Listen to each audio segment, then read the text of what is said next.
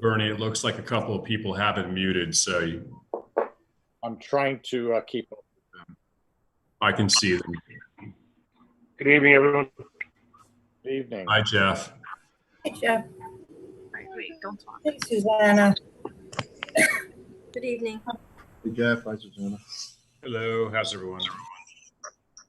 Hey, hi everybody. I may drop in and out. I was on my computer. I'm having internet trouble, so now I'm on my phone, but I can't see my agenda because I'm on my phone. So if I can, I'm going to try to go back on the computer mid-meeting, just to let you know. Okay. Whatever you have to do. And I see Heather is on, so it looks like we have everybody. I have 6:29. We'll 6 in a minute.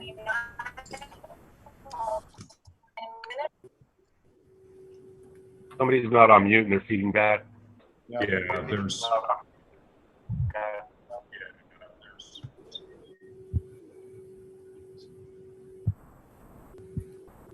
If you are joining our meeting, we're asking that you please put yourself on mute until such time as the good of the cause, where if you want to talk, everyone will have an opportunity one by one.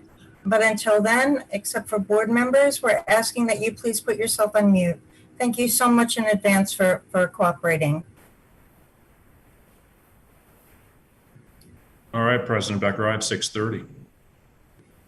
They call me president at that time. Or Prez, I just call you Prez. Okay. All board members ready? Everybody's on board? Okay. I'd like to call this meeting to order.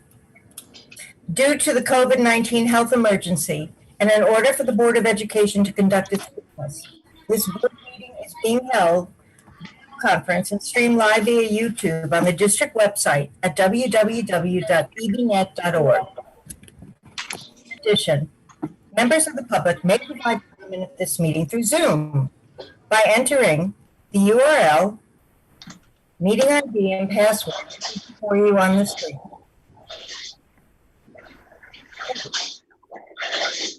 Into your computer or mobile device. Upon joining the meeting, your participation will be...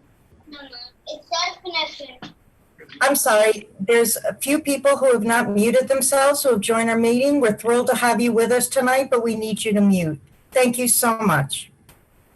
Upon joining the meeting, your participation will be muted to ensure there is no disruption to the business being conducted by the Board of Education.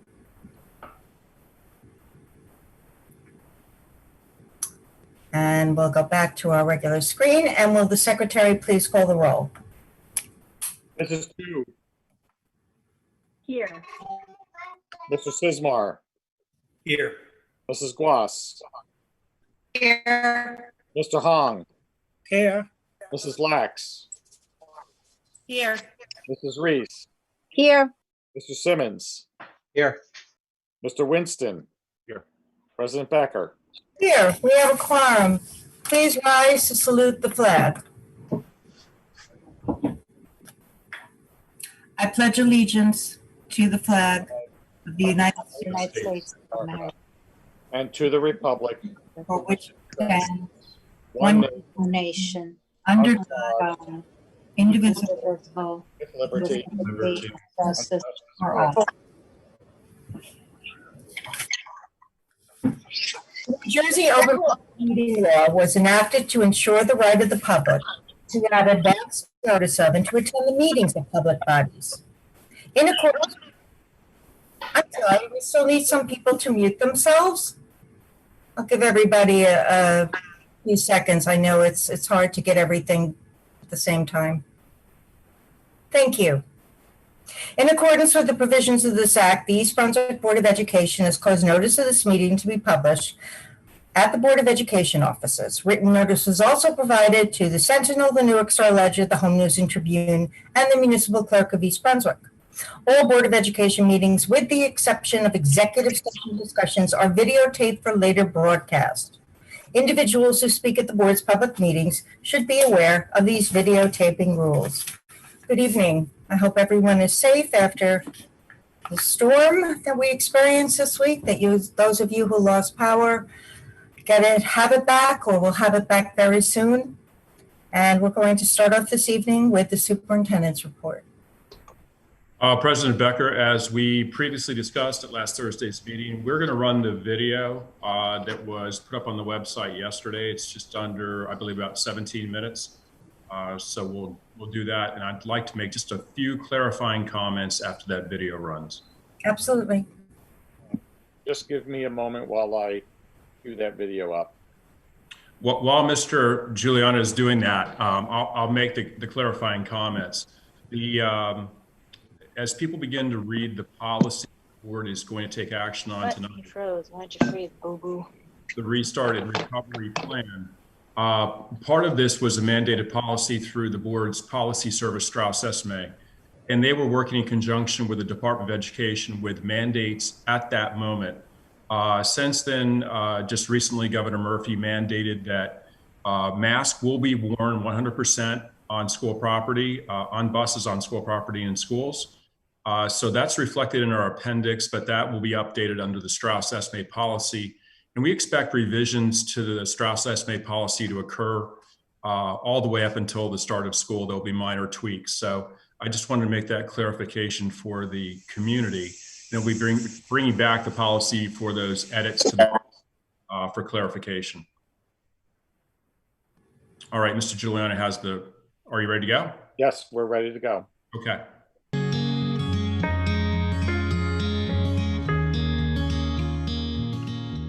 Hi, East Brunswick. Most of you know me. For those who don't, especially with a mask, I'm Victor Valesky, Superintendent of Schools. And because we can maintain social distancing and safety in my office where we're recording, I'm going to remove my mask for clarity. Previously, my messaging to you has been by phone, but the current situation we all find ourselves in is different. So today, my messaging is different. Since mid-March, when we all shifted to distance learning, we have been aggressively planning our reopening of schools. Earlier, I assured you that every decision in our recovery phase would be framed by analysis of the spaces we utilize for teaching, learning, gathering, and transporting, placement and organization of students and staff in those spaces, integration of medical, social, and important emotional supports with academics, communication that is timely, accurate, and consistent for families and township leaders, of course, environmental safety, and lastly, security. Since that time, our plan has evolved to exceed the requirements mandated by directives from the Department of Education. I want to thank all the stakeholders who contributed to this plan: parents, staff, administration, East Brunswick Education Association, our Principals and Supervisors Association, community leadership, and of course, our Board of Education. Everyone shared the same passion to make this plan the absolute best it could be under the conditions and constraints that we know at this time. The plan had to be flexible and adaptable, as we know these constraints may likely change between now and our anticipated start of school. I pledge that we will implement this plan with compassion. We need to be deliberate and consistent with this plan's implementation, but we all understand there will be a relearning phase during its rollout. Above all, safety will remain our dominant decision factor. Thank you to everyone who responded so quickly to our survey. It is clear that one choice doesn't meet the needs of all families. In addition to the survey, some of you have reached out to me personally. Some of you are ready for your children to return to school, and some of you don't feel ready to send them back yet. Maybe later, but not under the current conditions. In fact, the first two requirements on the Department of Education checklist for reopening schools, released this past Monday, August 3rd, are that we implement a schedule for the 2020-2021 school year that includes in-person instruction in some capacity and provides public school facilities for at least 180 school days, and that we incorporate a policy regarding full-time remote learning services in accordance with the Department of Education guidelines. Early on, with our earliest conversations with the Board of Education, parent choice was a priority.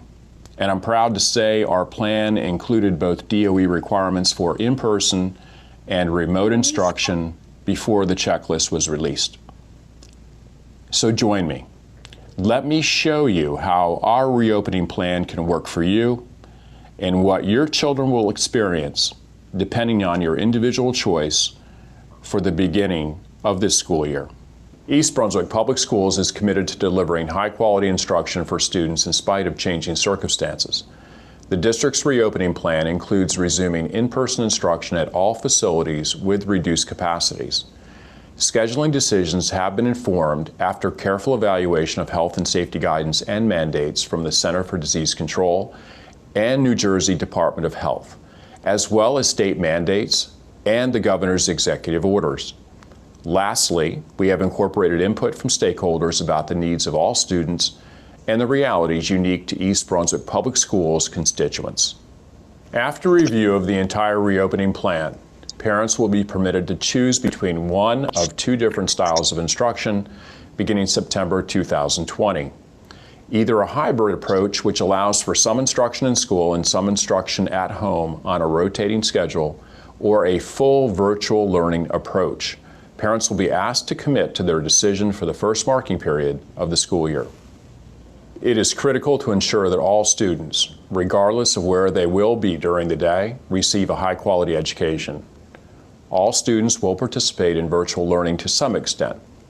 It is important to note that virtual learning will look and feel different than it did in the spring of 2020. Students will all receive a district-issued device, and all instruction will be delivered on one of two platforms: Google Classroom for grades K through 7 and Canvas for grades 8 through 12. Instruction will be primarily synchronous, meaning that all students will have scheduled times to log in to connect with their teacher for live instruction throughout the day. Standard grading, assessment, and attendance policies will be enforced.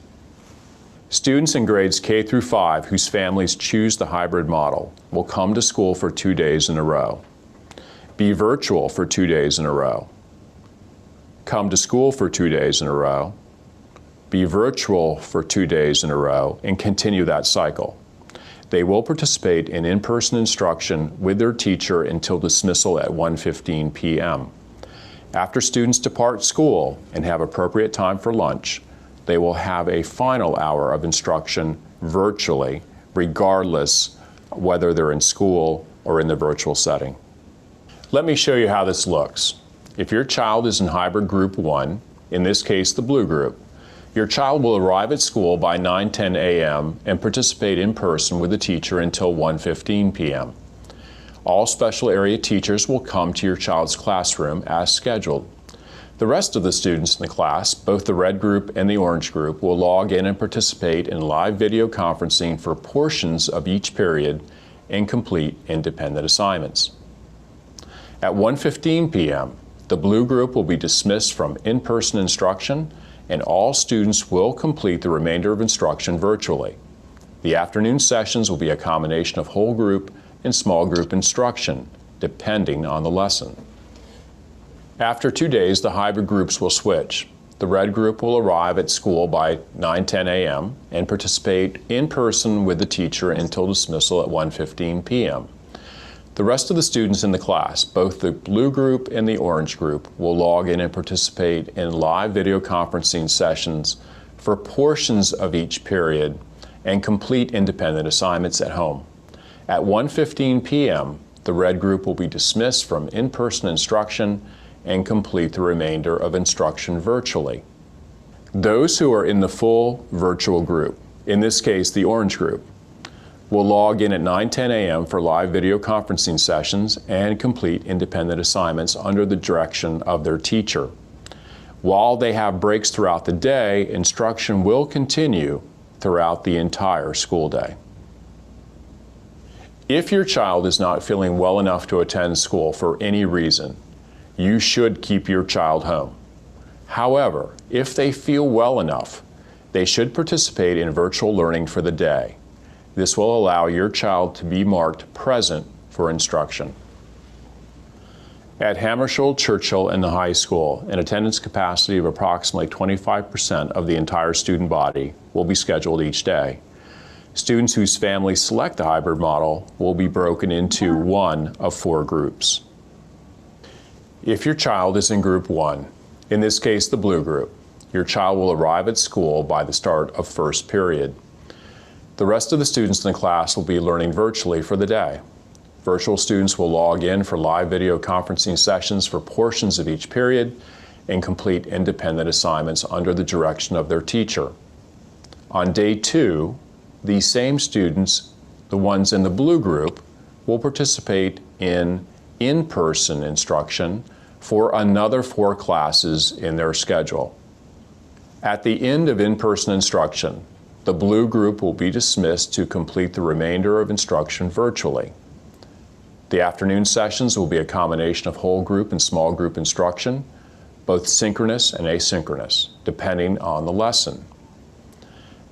After 2 days, group 2, in this case the red group, will arrive at school by the start of the first period and follow the 4-period block schedule for 2 days.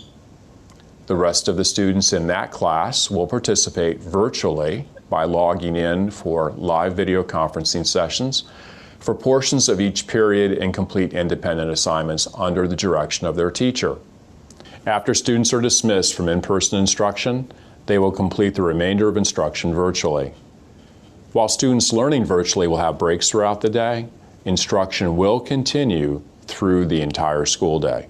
If your child is not feeling well enough to attend school for any reason, you should keep your child home. However, if they feel well enough, they should participate in virtual learning for the day. This will allow your child to be marked present for instruction. If your child is in group 3, in this case the green group, your child will arrive to school by the start of the first period. The rest of the students in the class will be learning virtually for the day. Virtual students will log in for live video conferencing sessions for portions of each period and complete independent assignments under the direction of their teacher. On day 2, these same students in the green group will participate in in-person instruction for another 4 classes in their schedule. At the end of in-person instruction, the green group will be dismissed to complete the remainder of instruction virtually. The afternoon sessions will be a combination of whole group and small group instruction, both synchronous and asynchronous, depending on the lesson. After 2 days, group 4, in this case the mustard group, will arrive at school by the start of the first period and follow the 4-period block schedule for 2 days. The rest of the students in the class will participate virtually by logging in for the live video conferencing sessions for portions of each period and complete independent assignments under the direction of their teacher. After students are dismissed from in-person instruction, they will complete the remainder of instruction virtually. While students learning virtually will have breaks throughout the day, instruction will continue throughout the entire school day. The health, safety, and wellness of all our students and staff is our #1 priority. We'll be taking precautionary measures to ensure wellness, but we need the help of the entire East Brunswick community. Please make monitoring for symptoms of illness a daily activity in your home. Parents should assess their child at home prior to coming to school for any signs or symptoms of illness, as well as taking their temperature. Consider having a thermometer by your toothbrush or your keys as a reminder to self-monitor prior to school. Upon arrival, all staff and students will be screened for a fever. Next, please ensure that your child has a clean mask to wear to school each day. All staff and students are required to wear a mask throughout the day. Think about masks as part of your outfit. You can't go to school without your shoes. You can't go to school without a mask. Visitors to school will be extremely limited. However, any visitor that is admitted must wear a mask. Any student or staff member that begins to feel or show signs of flu-like symptoms will immediately be assessed by the school nurse. After medical assessment, they will be quarantined in the school's isolation room and wait for pickup by a parent or emergency contact. It is imperative that all parents update their emergency contact through Parent Access to include someone who is available to pick up the student within 30 minutes. Following current CDC guidelines, if a student is sent home from school ill, they must remain out of school for 24 hours, fever and symptom-free, without fever-reducing medication. These guidelines are subject to change, and the district will be monitoring these guidelines and making adjustments as necessary.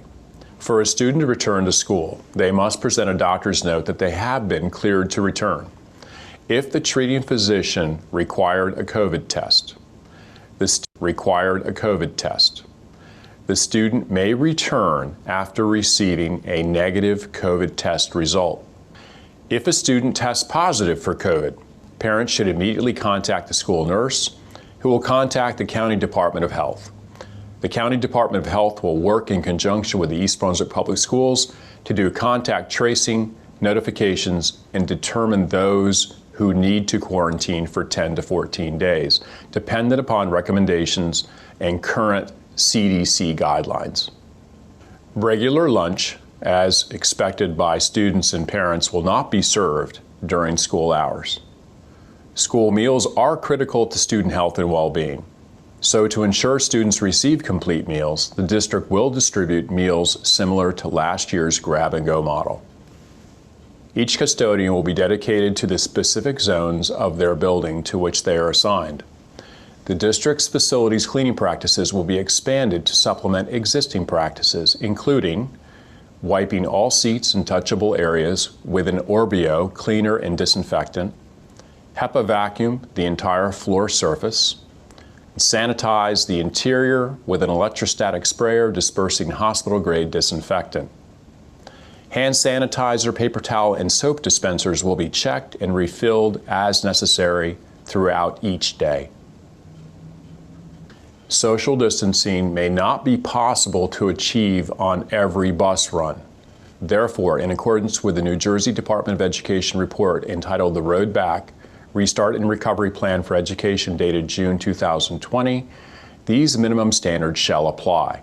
Parents are encouraged to review Appendix C of the district's Restart and Recovery Plan for details regarding parent responsibilities and school bus ventilation, cleaning, and disinfecting.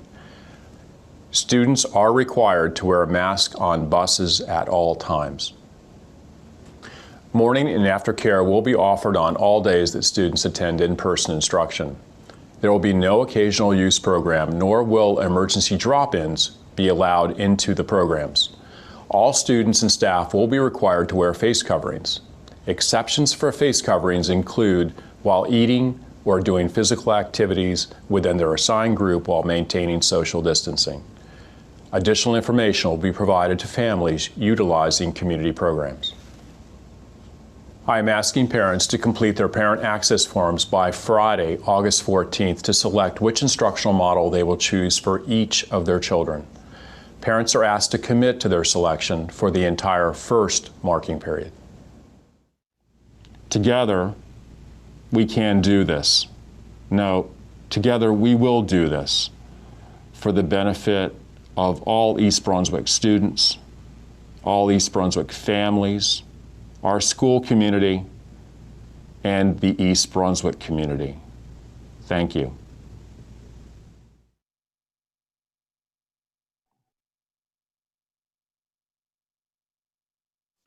President Becker, yeah, you're muted. Thank you, Dr. Valesky. Do you have some closing remarks or follow-up remarks? Just want to clarify for the community and everyone logged into the meeting tonight. We have a frequently asked questions portal on the district website under the tile that talks about a recovery, where this document, where this video is. And I would encourage parents to visit it daily. We will update it daily. Everyone who calls in and asks a question, we're trying to populate that FAQ with all the information so people have that at their fingertips. I know this is an important decision for all parents. It's an important decision for students. So we're trying to keep everyone abreast of the latest developments real time on our website. If there's anything urgent that we need to update the community with, I will do that via Blackboard, as I have done in the past, so that parents and families get an immediate notification there is a forthcoming change or a modification to our plan. Okay.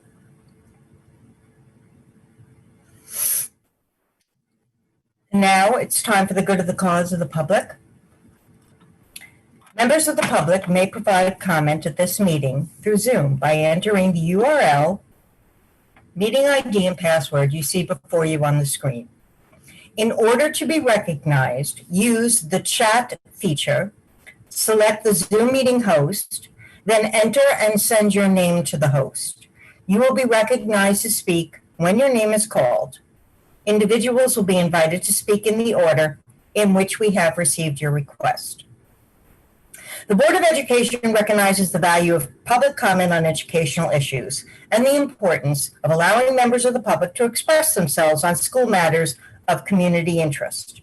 To protect the privacy of all students and staff, concerns regarding individual students and staff members should generally be addressed by first meeting with the appropriate administrative staff. All participants will be limited to 3 minutes speaking duration. You will probably receive a 1-minute warning from Mr. Juliana if you choose to speak. And I ask that you state your name and street address for the record, unless, of course, you are a student. Minors do not have to reveal any identifying information about them. We would never ask that. So I'm going to ask if there's anybody who wishes to speak to the board tonight. Mrs. Becker, we have a couple of folks lined up. We have first Christopher Guerra. Mr. Guerra, I am unmuting you now, and you may proceed. Yes, Christopher Guerra, 151 Applegate Lane. I don't understand the viability of this plan. If the students can go to school, why can't they go to school for a full day? I'm not understanding how anyone is being protected. I think you're actually harming the students in doing this. You're causing more issues. This is going to be a bigger upheaval than they needed after what has happened over the last few months. And as far as a working parent like myself, you're backing me into a corner that is putting me in a position. I don't know where my son is going to be able to go. I can't afford all the extra childcare that I'm going to have to now produce, banking on a normal schedule. I'm not even talking before care or after care, just a normal school schedule like everyone has become adapt to over the last 100 or so years of, the custom of going to school every day. I understand that you guys are not babysitters, but the children need to be in school so the parents can work. This makes absolutely no sense. If they're going to school 2 days a week or, 2 days at a time, they're still going to be, around people. So if an infection is going to happen, an infection is going to happen. 2 days or 5 days, that's still going to happen. And by only putting them in 2 days, and now they're going to have to go to childcare providers, or they're going to go to groups of students getting together for the virtual learning afterwards. You're still, no risk is being mitigated. All we're doing is putting the children into an upheaval because this schedule is unnecessarily confusing with the 2 days and then switch to a different group 2 days. 1 minute, sir. Even if it was something like 2 days, everyone goes to virtual on Wednesday and then back 2 days. So you can do maybe a deep clean on Wednesday when no one's there. That would make even more sense.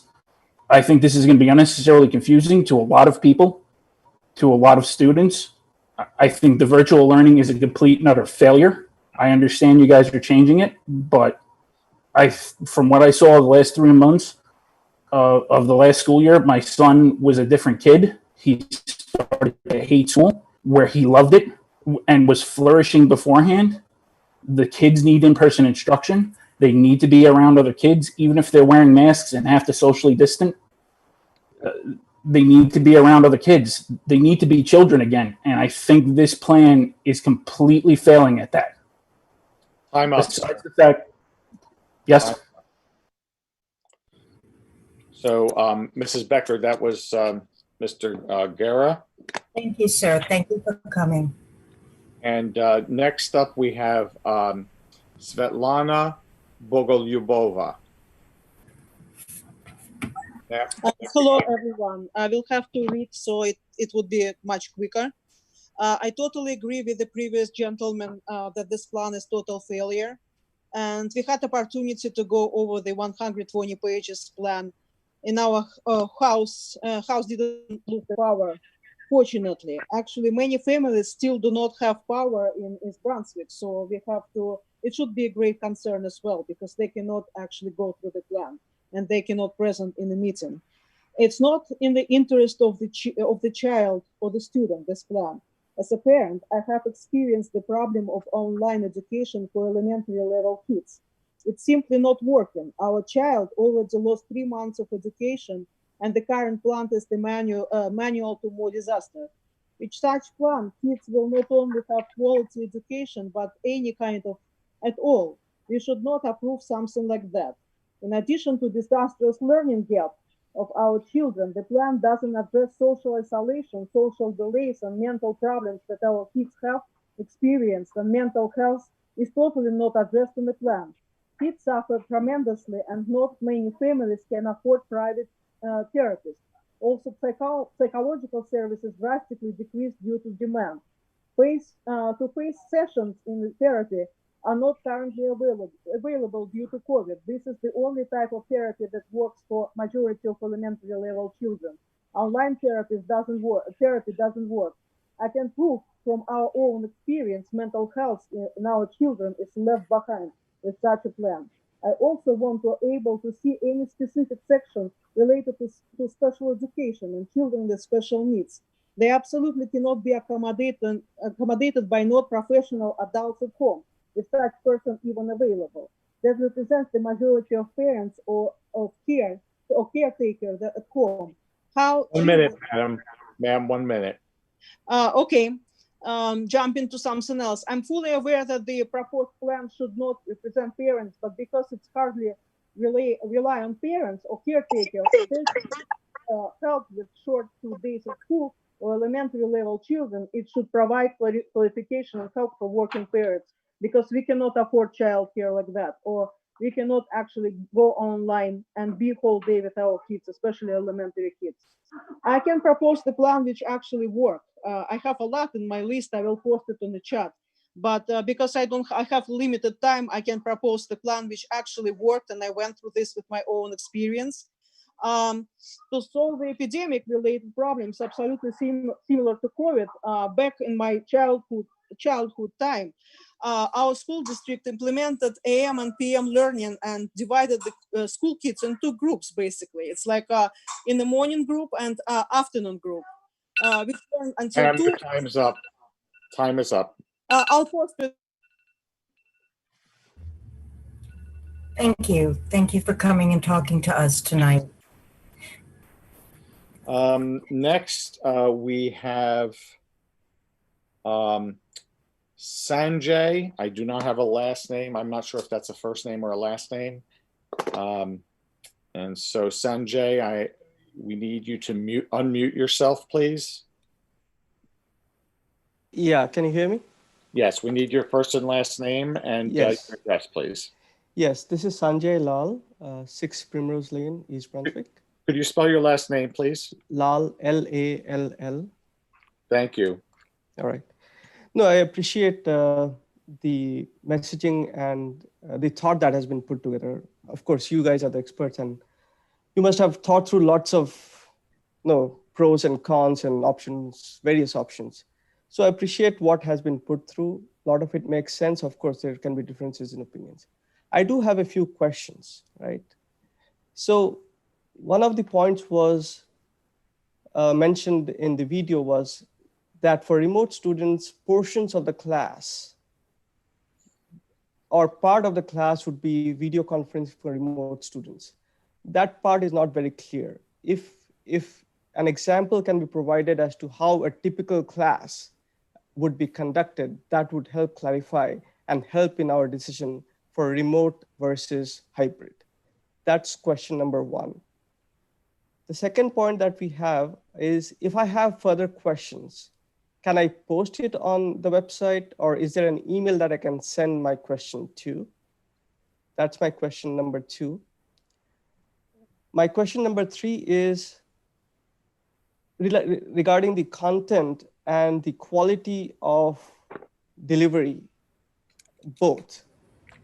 Like, since this is a challenging time and different, right? None of us have the staff, the teachers, we are not set up to deliver education in this scenario, but we need to rise up to the challenge. Given that we are already 6 months into this scenario, starting from September onwards, I would expect that we are able to do the teaching and impart education at a higher level than what we had during Q4. Q4 is understandable. It was sudden, it was new. But going forward in the new year, we do expect the level of education being imparted and the content and the delivery to be much higher. May not be as regular classes, but still decent enough for a school district like East Brunswick. So can you explain what measures are being taken towards that? These are my three questions. Thank you. Thank you, sir. Hi, I'm sorry. I think somebody joined and we just need you to mute. Thank you so much. President Becker, if I could just add clarification after Mr. Lau's comments. Anyone who does have questions, we have set up a questions@ebnet.org, and we will try to get back with you within 48 hours or sooner if we can. And answers to those questions will get populated into our frequently asked questions site on the first tile of our website where you saw the video. The FAQs are hosted there as well. We will work with the academics. We'll create a document that will give more clarity to the community about what the class structure will look like. And we have all committed as an organization. This is for everyone who has spoken. We've committed as an organization to continually improve upon what we did in the spring. We have very talented teachers, very committed teachers, very committed administrators and board members. We are consistently trying to improve upon what we've done. Thank you, Dr. Valesky. I'm seeing some questions being submitted by chat, and I'm trying to jot them down, and I'll wait until everyone has spoken and then address them with you, Dr. Valesky. Okay. So next, we have Robin Zernitsky. Hi, yeah, can you hear me? Yes, we can. Okay, hi. Thank you. 3 Tracy Drive is my address. So just like the gentleman before me, I have several questions. I'm going to try to get them in time, and hopefully you can address each of them. The first question I have is, although you have a source and an email where we could send questions, my opinion and the opinion of several other districts in the surrounding area is that a forum may be a better place to do that, whether it's done on a school by school basis, via Zoom, or via some other virtual method. I think that might be a better way for people to get together and understand this a little bit better. I think that the program is definitely a bit complicated. I did read that page cover to cover, 101 pages. And I did have a very lengthy discussion with our principal to understand it better. I do think I have a better understanding, but I think it's also very good to hear other people's questions and sort of reflect on those questions in the same way as you reflect on your own. So I'm just putting it out there. We do have 3 to 4 weeks before school starts, and I think that's something that can definitely be pulled together easily. My next questions are related to the virtual. So are teachers being trained to teach in person and via live stream? And by that, I mean to multitask in the ability to engage the students that are virtual, be able to respond to questions that are being put on the screen. You know, they have to obviously notice kids in person that have their hand up? How are kids that are virtually going to be able to ask those same questions so as to be able to keep up with what is being asked? Second question, was any equipment purchased to ensure that the children who are virtual can adequately hear the teacher? Realistically, they're going to have a mask on. Is there microphones? Is there speakers? Is something going to be purchased to ensure that this will all be like adequately heard? My last question is actually a repeat of the prior gentleman's question. Is it possible for you to take us through what a virtual day would look like in the sense of, you know, the independent work versus, so the synchronous and the asynchronous work, like how will that all work? It'd be really great to see an example in some way. Thank you. Thank you. Mrs. Becker, next on the queue, we had a question from, we had a couple of questions from ZI. Would you like to get to those in the order in which these things were received? Well, first, I wasn't quite sure, Dr. Valesky, did you want to respond to Robin? So if I could, Dr. Boley, are you, Yes. is your audio on? Yes, it is. Wouldn't it be easier if we provided an example to the community of what a day looks like? If we gave an example rather than trying to explain it on Zoom, that we put it out to the entire community? Certainly. Okay. Can you talk about the professional development for teachers in the synchronous, asynchronous teaching and handling that with live instruction? Certainly. We have extensive training being planned for our staff in providing concurrent instruction, front-loaded a few days before school is starting, full days, as well as ongoing in the afternoons throughout the school year. So our teachers will collaborate at grade level and common planning times. They will work closely with their supervisors and department chairpersons, as well as their building administration and we will are committed to ensuring that they have all the training, resources, and staff development necessary to provide excellent instruction for all students. And I wasn't quite sure. I think I need clarity on the hearing supplement or the hearing devices. Oh, sure. I think my concern is, you know, you speak through a computer or a device, you're wearing a mask.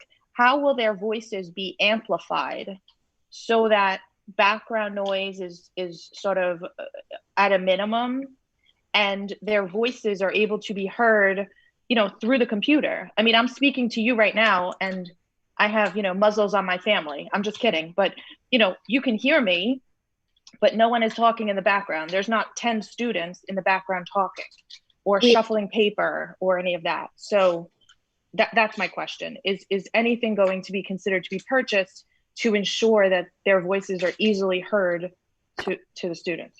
Yes, we are working with the IT department and vetting the best options, be a microphone or some kind of headset that would allow the teacher's voice to clearly carry to the students online and in the classroom. And just to clarify, Dr. Boley, that's equipment for the teachers to be utilizing. Correct. Thank you. And regarding the forum recommendation, we had a very systematic way we were delivering this information to the community. The principals were told today that they should begin communicating directly with their school communities beginning tomorrow. And if the principals, once we reconvene on Monday morning after they've had a chance to reach out to their school communities, if a forum is the best way to communicate with each school community, then we'll investigate that and figure out a way that we can get information to parents so they can make the best decision possible for each of their children. Thank you, appreciate it. Bernie, in answer to your question, I think we'll continue with the people who are lining up to speak, and then we can go back and take care of all the questions that we've seen through chat. Very good. So next we have Bill Lenahan. Mr. Lenahan. You need to unmute, please. Yes, thank you. Name Bill Lenahan. One question, hopefully it'll be quick. I did read through the documents and the frequently asked, and I saw that if a student or teacher tests positive, that you'll do contact tracing. But earlier this week, a message went out that a single 12-month employee tested positive. Contact tracing was underway, but the high school building was closed until further notice. Is that going to be the threshold or the precedent set when you bring back all of the 10-month employees plus the 12-month employees plus 25% of the students? That's it. Thank you. If I could, that will not be the precedent. We simply closed the building as a precaution, awaiting guidance from the Department of Health because we didn't have accurate information the night before. So as a precaution, we closed the building and rather err on the side of caution. But that I don't expect that to be the protocol. We have refined that and have a better way to react to those situations should they occur. Okay, thank you. Is that something that you're going to share, or is it sort of a fluid?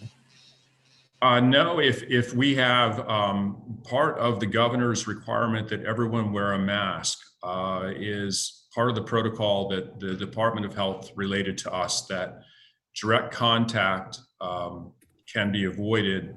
In other words, if somebody were to test positive and all of the occupants of an area where that person had been, if they were all masked up, they are unlikely to be direct contacts. It would be if they removed their mask or had some interaction without mask protection.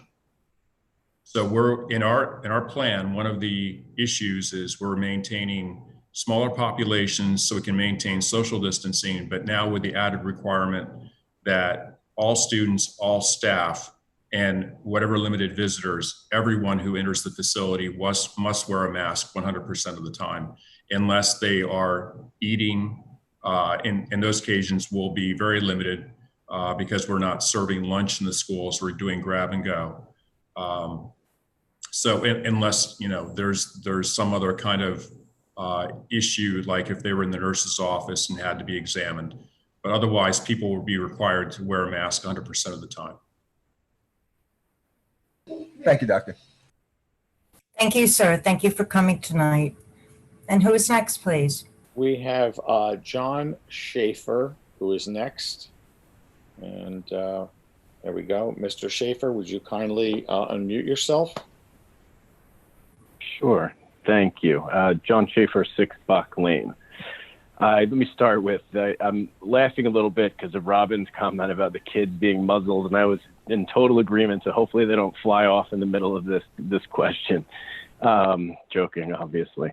So I won't repeat some of the earlier questions, but I do want to take things a couple steps further. One, I do appreciate your efforts.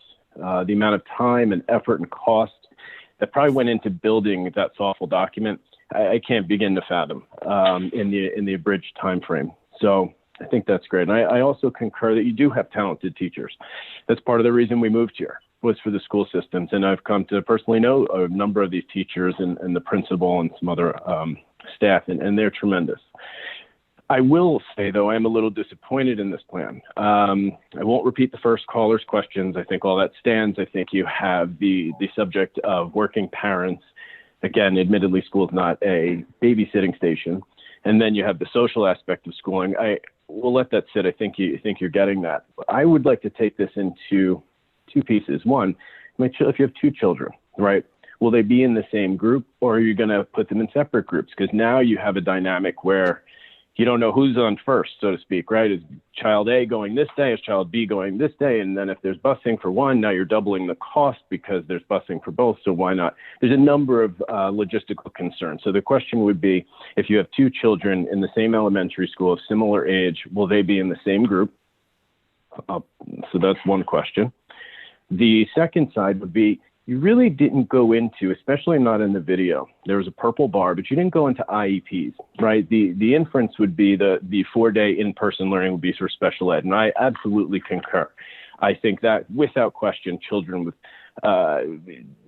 many different services, whether OT, PT, so on and so forth. They need to be there 5 days, but it's a spectrum, right? You have other students that have an IEP. Yeah. How are you going to handle that? Because when I read through the document, it looked like a lot of that, for lack of better terms, was punted to the schools to kind of make a decision. Well, we'll try it virtual and see how it goes. And I will tell you right now, with 2 children with IEPs, the virtual services were not good. They were not effective. They did not work. I think you should take that into consideration. So I'll relinquish any remaining time. Thank you. Thank you, John. And President Becker, really quick, Mr. Schaefer, we are working to align siblings. So that led to the complexity of the scheduling between the elementary schools and the secondary schools, and why it looks a little more complex. So we can, to the extent possible, align older siblings with younger siblings for childcare after dismissal, because we knew that was going to be an issue for parents, for working parents, especially those that depend on older children. And obviously, if you have younger children, we're trying to align them as well. The special education services, we intentionally did not address a lot of it in this video because the services are so distinct and specific for each child in our district. And that was to come through our special education department, and a communication started going out today, but they are running a concurrent explanation to our families who have children that are identified, and so that they can get those services. And we recognize the remote services needed to be improved, and that's an effort that we have taken on since March. Dr. Valesky, just to clarify, when you said that we're aligning the younger students as well, I think the gentleman was referring to if you have more than one child in the same elementary school. Yeah, sibling alignment, I'm sorry. Have them in the same cohort. That's what we're trying to do. To the extent possible, we're trying to make sure that siblings are aligned together on the same schedule. Okay, thank you.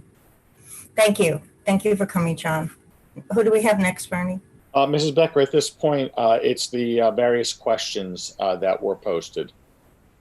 Okay, I had jotted down a couple. A few people wanted to know, considering the facts that children will be wearing masks and social distancing, how will band and chorus work? What will that look like? Dr. Bowley?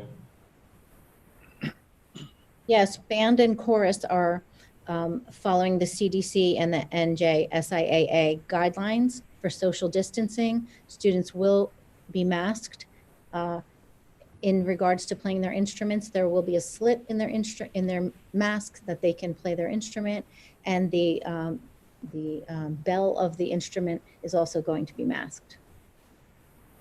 And in terms of our chorus group, in terms of singing and vocalizing and harmonizing with the masks, what will that look like? Can you tell us? A lot of the instruction will be occurring outside. The students will be social distancing and wearing their masks as appropriate, according to CDC guidelines. Okay, I had jotted down another question. Somebody had asked it who came to speak, and also a few people texted me personally. They wanted to know about the professional development in terms of teachers having the capacity to multitask, that we're going to be asking teachers to do something very unique, and that is teach virtually and in person at the same time. And that's a skill set that tough for anybody. How are we addressing that specifically in our professional development? We have 3 full days planned for professional development before the school year begins. Many staff members are already engaging in professional development this summer, as well as half days in the schedule for staff throughout the school year to meet with their department or their grade level cohort team, with the supervisors, with the department chairs, with their building administration, that we can meet the professional development needs of all of our teachers. Okay, Bernie, did did you have some questions jotted down? I see a question here from a gentleman asking, I would like to know how the virtual learning students will be graded and how the exams will be taken. So the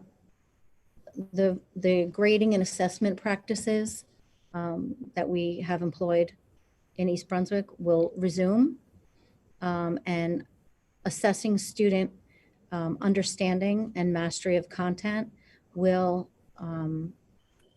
be implemented in various ways, not just paper and pencil tests, but online quizzes, opportunities for projects, presentations, written assignments. Certainly some formalized testing will occur, but certainly students will not be coming into school and testing all day. When they're in school, they're going to be engaged in creative opportunities. They're going to be having experiences and labs and things that cannot be done virtually. So that precious time in school with their teacher will be for those types of activities.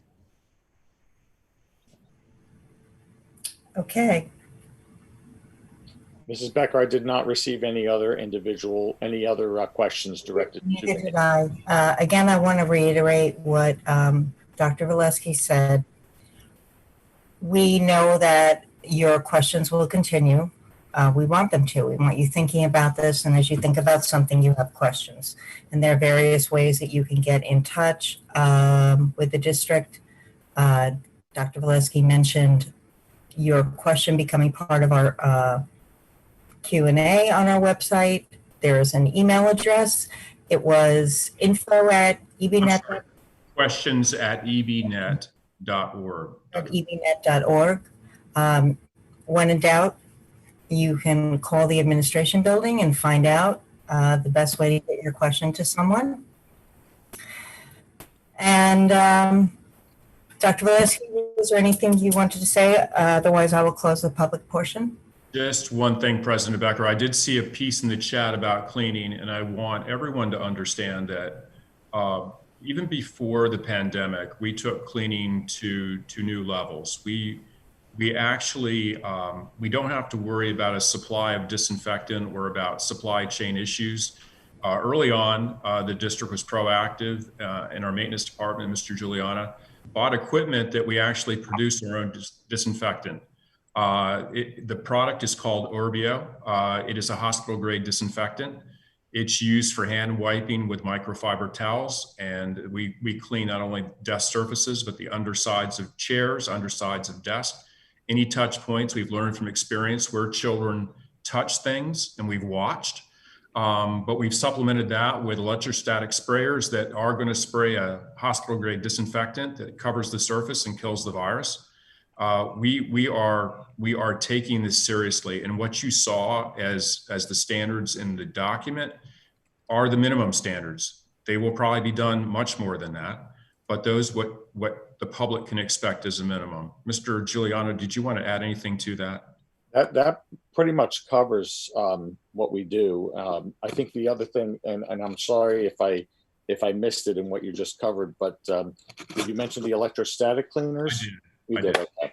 So I think we're pretty well covered with that. And then I think there was also a note regarding our ventilation systems.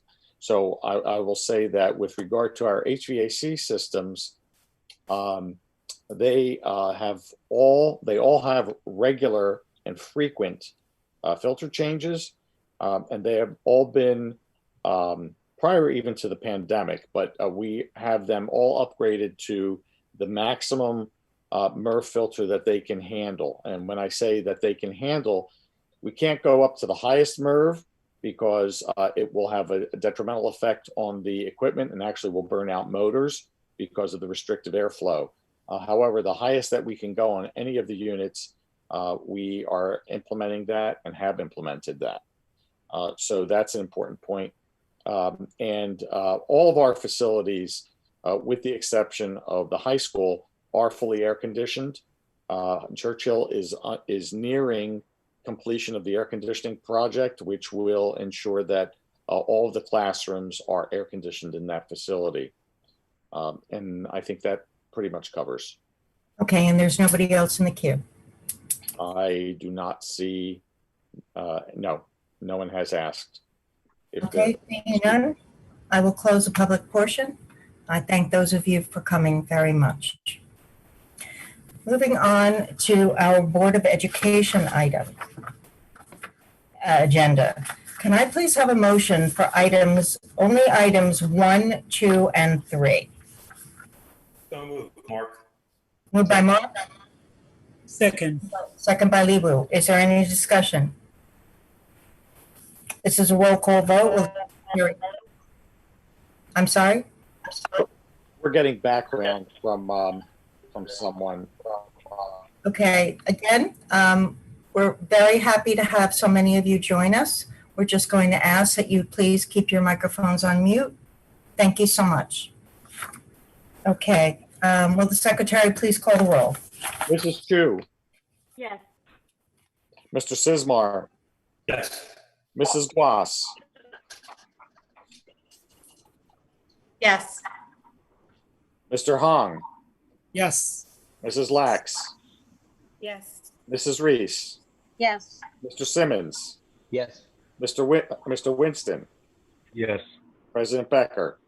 Yes, motion carries. Moving on to item 4, submission of restart and recovery plan to open schools.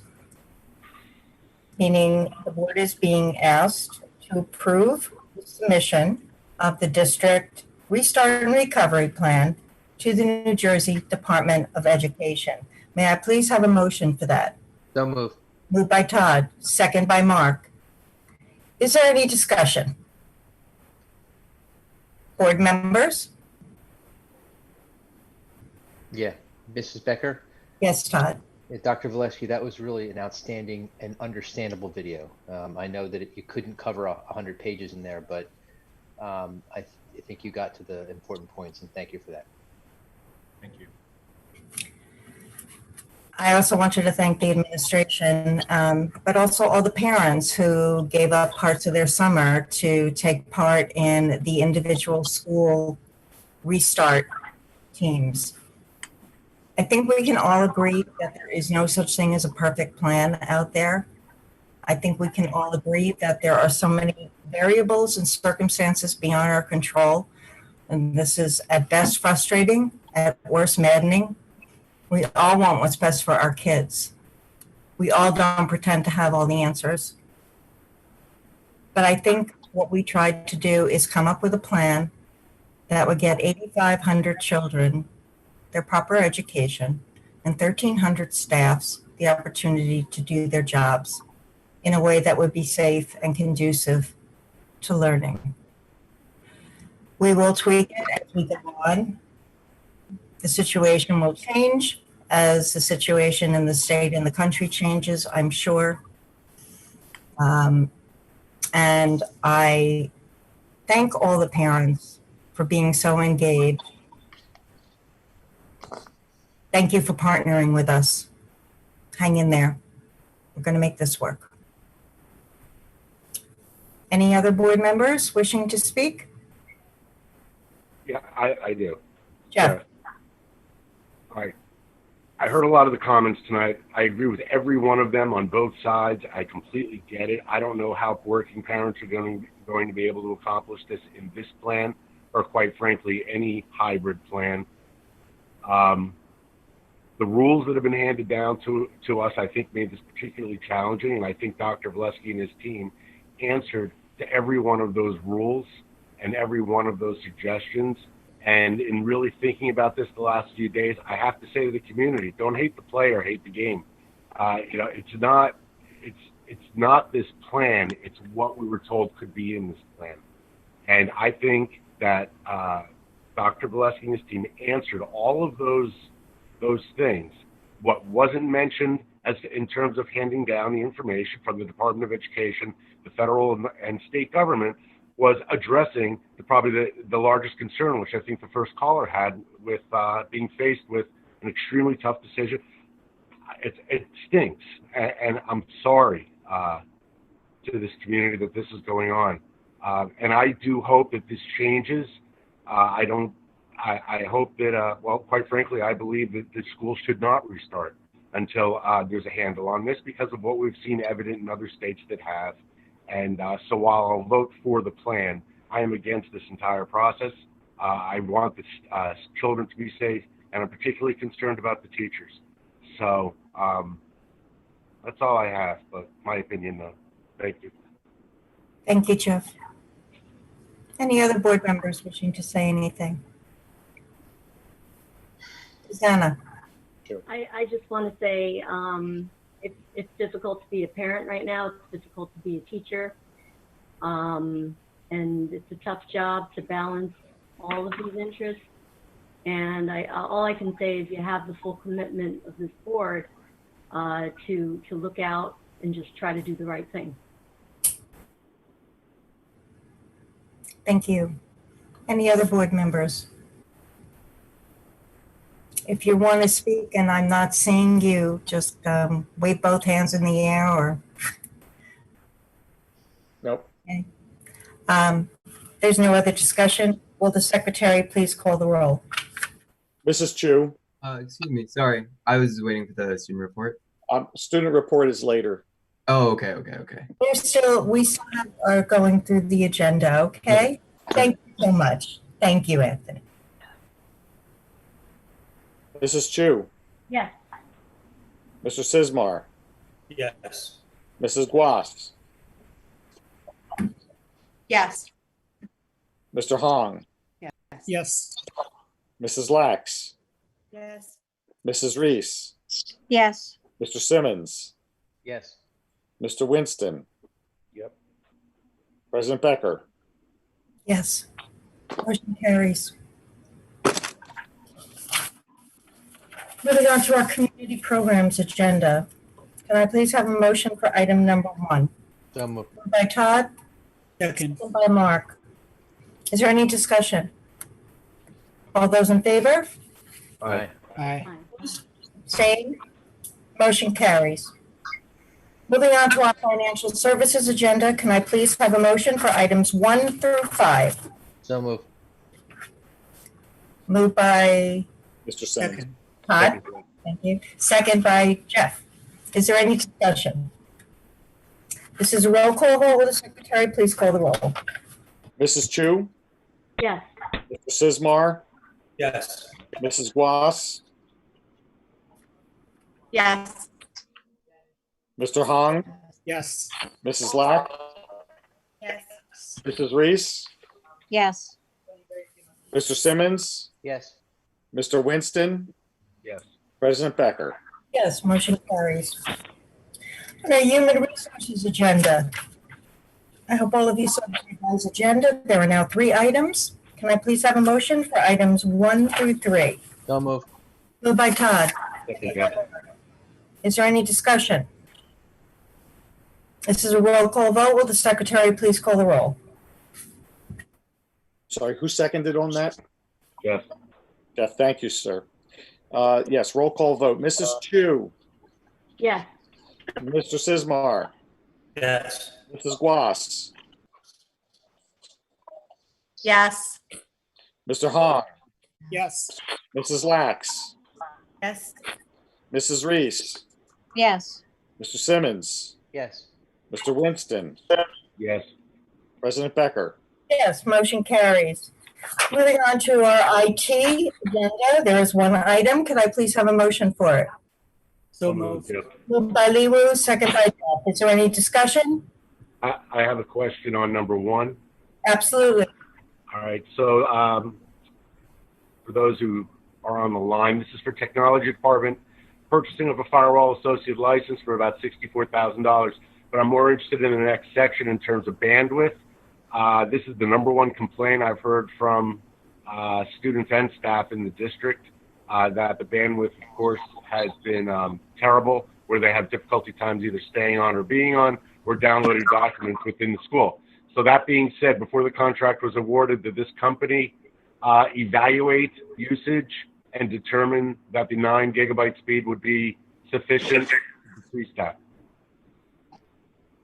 Mr. Winston. I'm just checking to see if Mr. Latronica is on with us right now. Okay. Yes, I am online. Nick, would you answer Mr. Winston's question, please? Yes, absolutely. So currently we're at 3 gigabytes, and we actually have quite an extensive traffic analyzer system, so we can see what usage is every day. What our plans are for next year in terms of video conferencing. We know what all the statistics are. We kind of know what the benchmarks are. So when I went to my network department with where they felt we needed to be, I basically doubled that. So 9 gigabytes is without a doubt going to be sufficient for our needs. With every classroom, Nick, that would be running the Zoom or running the Canvas and Live along with the general internet access, say in the high school, where 25% of the students are constantly engaged? So what we're doing, we're shifting.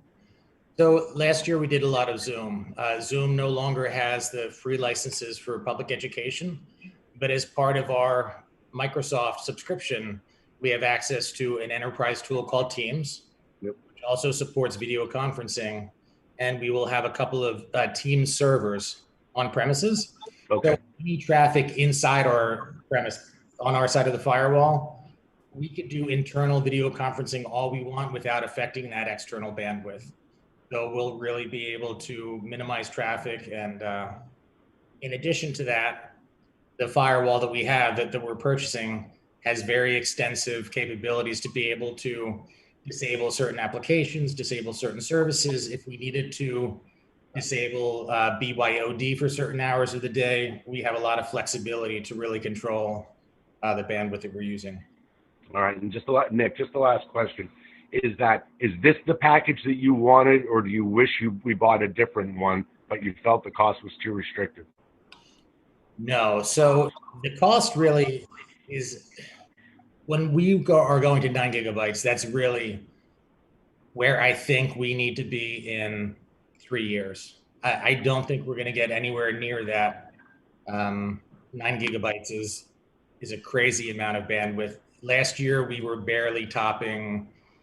There were times in the beginning of the year when everyone was downloading the applications where we were topping, getting close to 3 gigs. But on an average day, we were not getting much over 1 gig. Good deal. Thanks for the clarification. I feel very confident. Okay. Mrs. Becker? So, Mr. Latronica, question. Does Microsoft Teams have any limits on how many people can participate in a video conference? So the limits are very similar to Zoom. It's 300 participants for a regular conference. But unlike Zoom, for Zoom, they have webinar licenses, which we would have to pay extra for. But with Teams, we can just assign those on the fly and have up to 10,000 participants. And we could also live stream events like we're doing with this board meeting and have unlimited viewers. Thank you. Should we, Mr. Latronica, perhaps be looking at Teams for having these meetings? So the one downside about Teams is it's really geared more for East Brunswick participants. You know, the security is there for them. You know, there are some enterprise features for Zoom that are great, but many of our administrators have already adopted using Teams, and once they start using it, they love it. Every teacher's class list will be integrated in there, so it'll be easy for them to control the security to their students. There's no chance of a Zoom bomber coming in. You know, but it's kind of a new tool, so we need to kind of get everyone on board with Teams. And Thank you, Nick. Anyone else have any questions for Nick? Okay, I did get a motion and second for this, correct? Yes, you did, Mrs. Becker. We just need a All vote. those in favor? I'm sorry, Todd, were you going to say something? Okay, all those in favor? Aye. Opposed, abstained, motion carries. Moving on to our student services agenda, can I please have a motion for items 1 through 3? So moved. Jeff. Moved by Todd, second by Jeff. Is there any discussion? This is a roll call vote. Will the secretary please? Yes. Mrs. Chu, Yes. Mr. Sismar, Yes. Mrs. Glass, Yes. Mr. Hong, Yes. Mrs. Lax, Yes. Mrs. Reese, Yes. Mr. Simmons, Yes. Mr. Winston, Yes. President Becker. Yes, motion carries. Okay, we're now up to committee reports and information items. Anthony, I'm using my crystal ball. Something tells me you wanted to give a report. How's the summer going? It is good. Thank you. I'm sorry for jumping in a little too early there. No worries. Good evening. First things first is I wanted to congratulate Mr. Hannes on being named principal of Churchill Junior High. I speak on behalf of the students when I say thank you for all the great things that you've done for us as students, and I'm sure you'll continue to do those things at Churchill. Now, it's August and it's the, I guess, midpoint of summer, which for a lot of seniors means that it's time to start thinking more about college. Luckily, EVHS offered the boot camp to kind of help guide parents and students who were a little unaccustomed to the process. So that's been going well.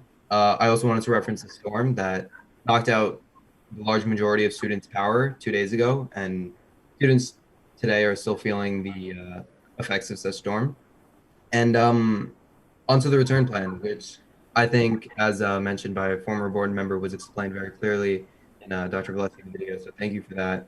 But it's also a little too early for me to determine what the student preference is in terms of the two options.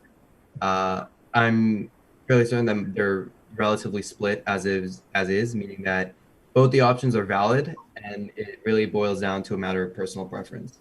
And on my personal behalf, near the beginning of July, I was heavily geared towards online learning. I didn't think that the situation would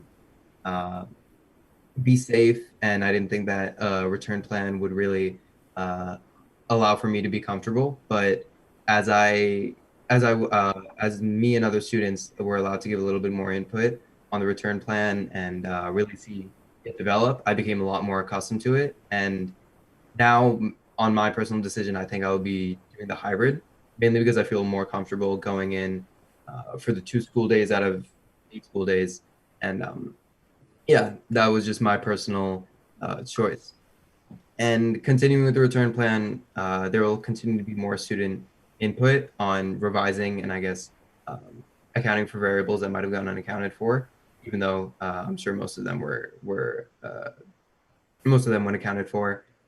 So yeah, I look forward to seeing the revisions made and suggesting some myself and with other students. And that's all for tonight. Thank you, Anthony. Thank you for taking the time to come to speak to us tonight.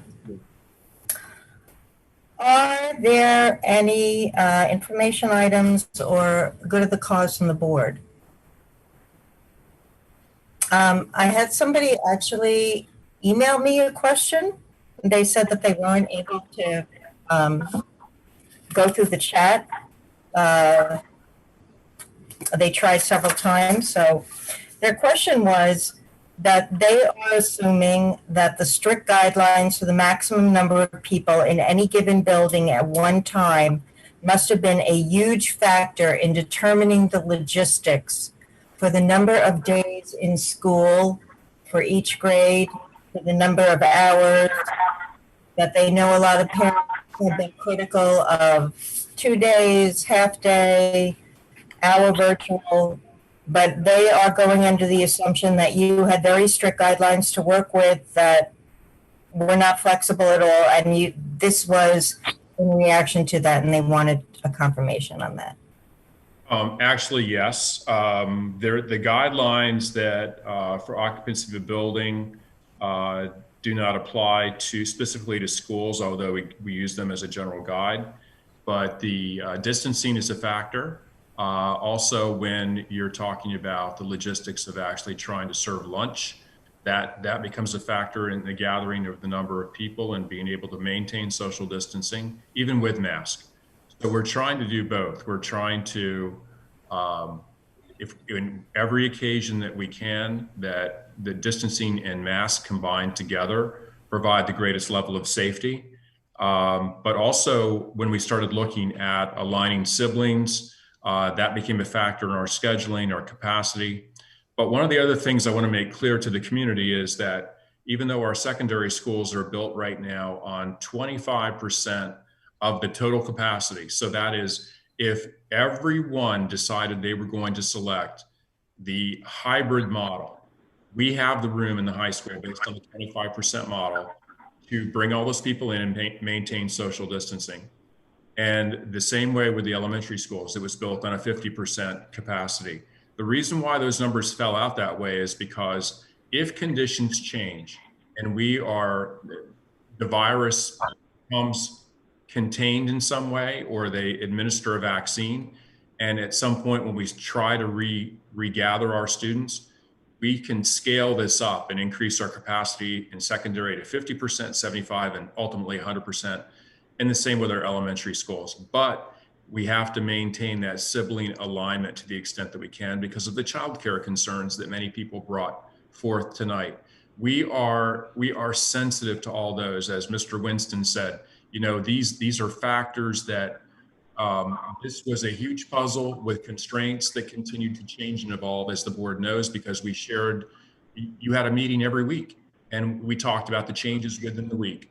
But as I said in the video, this is the best plan for East Brunswick at this point in time, and it will continue to evolve. It's a living, breathing document. It's fluid. Absolutely, but I need to make clear that when we open schools, we need to follow that document consistently, because that's the piece that will provide the greatest level of safety for everyone. We have to follow the plan. Okay. Thank you. Anybody have anything? Seeing none, we do have a need for a closed session. The Board of Education must discuss matters which are not appropriate for discussion in a public meeting. The Board of Education intends to discuss the following matters. Those items listed in tonight's agenda. The length of the closed session is estimated to be 90 minutes, after which a public meeting of the board shall reconvene and action will not be taken. Can I please have a motion to go into closed session? So moved. Second by Lulu. Is there any discussion? All those in favor? Aye. Opposed? Abstained? Motion carries. Thank you for joining us tonight. Everyone, please stay safe. Board members, please log out and log into the closed session. Good night. Good night.